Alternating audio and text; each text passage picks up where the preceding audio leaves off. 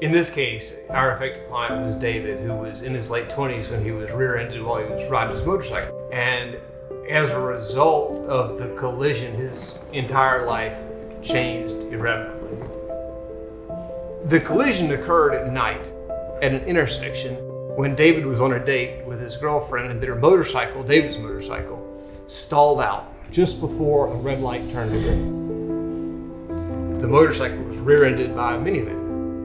The minivan knocked David off into an adjacent traffic lane, and it knocked his girlfriend off. His girlfriend was hurt a little bit, not seriously. Unfortunately, another vehicle, a dark SUV, came by and ran over David, stopped, and then kept going. Our client was confined to a bed for months in a coma and has lost all ability to communicate, to move around, to care for himself.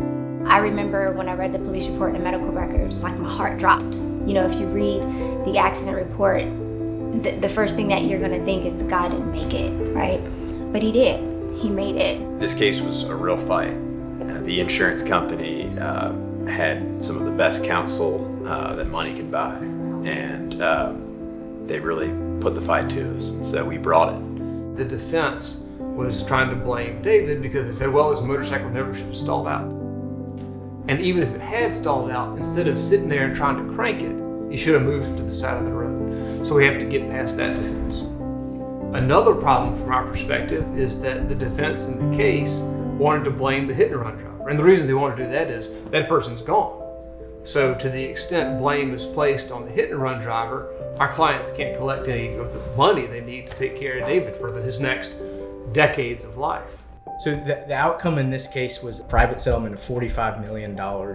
I've personally never seen a settlement of that magnitude in a single car accident involving two private individuals. We went to their house. We went to David's house and we delivered the news to them about the settlement in person. And I watched them break down, but it was like a cry of relief.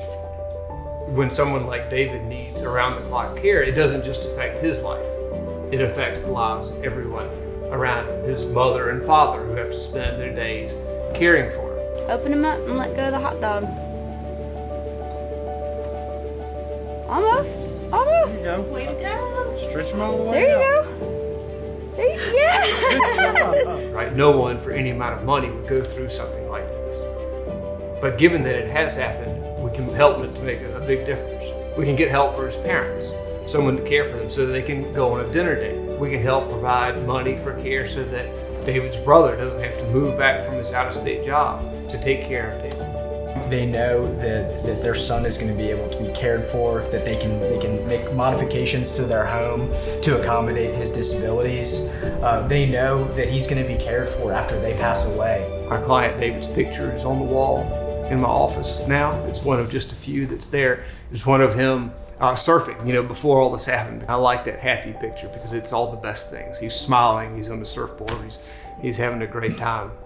And although Lord knows there was great tragedy in this case, in the end, I'm proud of the result we achieved and that his picture helps me remember.